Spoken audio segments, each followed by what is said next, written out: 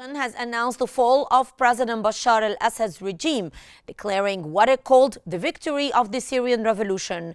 This morning, the channel also broadcast a statement read by 9 individuals titled Statement Number 1.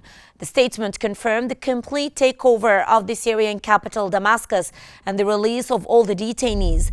It also called for the preservation of all Syrian state assets during this transitional phase.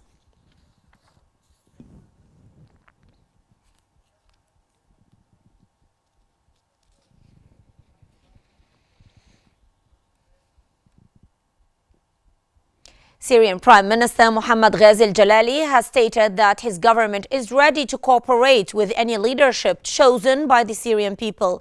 He confirmed his readiness to facilitate a smooth transition of authority while urging the preservation of state institutions.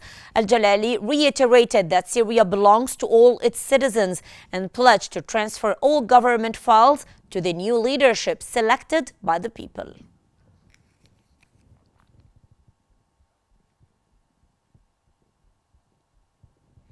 The Syrian Foreign Ministry has affirmed its commitment to representing the Syrian people with integrity. In a statement, the ministry emphasized that the homeland remains paramount, describing today as the beginning of a new chapter in Syria's history. It called for unity among Syrians and the establishment of a nation government governed by justice and equality, ensuring that all citizens enjoy their full rights and responsibilities.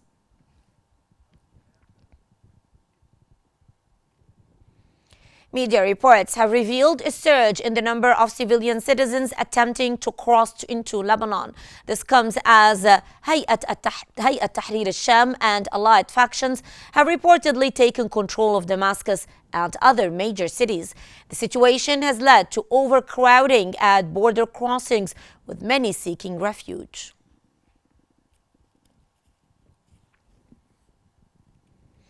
Meanwhile, the Egyptian Ministry of Foreign Affairs has released a statement saying that Egypt is closely monitoring the situation in Syria and reaffirming its support for Syria's sovereignty and territorial integrity. The statement calls on all Syrian factions to prioritize national interests, unify their goals, and initiate a comprehensive political process to achieve peace and restore Syria's regional standing. The ministry also emphasized Egypt's continued efforts in collaboration with regional and international partners to alleviate Syria's suffering, support reconstruction, and ensure the safe return of refugees, ultimately aiming for the stability the Syrian people deserve.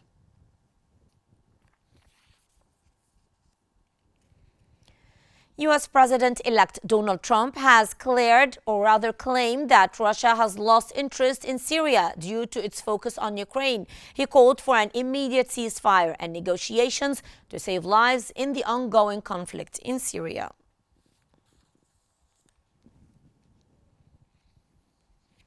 Iraq's Border Guard Command has assured that its border with Syria is fully secured and does not require any additional forces. In a statement, it pledged to safeguard the border with honor and professionalism.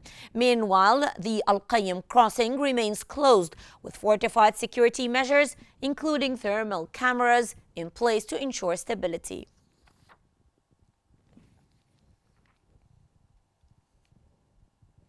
A senior Jordanian government official has expressed concern over the rapid developments in Syria, emphasizing the need to preserve the country's unity and stability.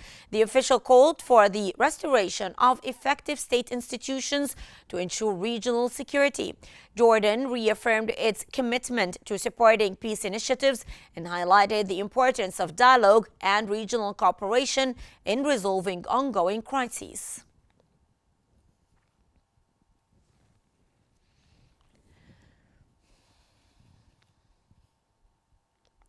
The Israeli occupation army has announced the launch of a new operation in what it calls a buffer zone near Al-Qneitra in Syria. Reports confirm Israeli airstrikes targeting Tel Ayyub in the southwestern countryside of Syria's Middle Qneitra region.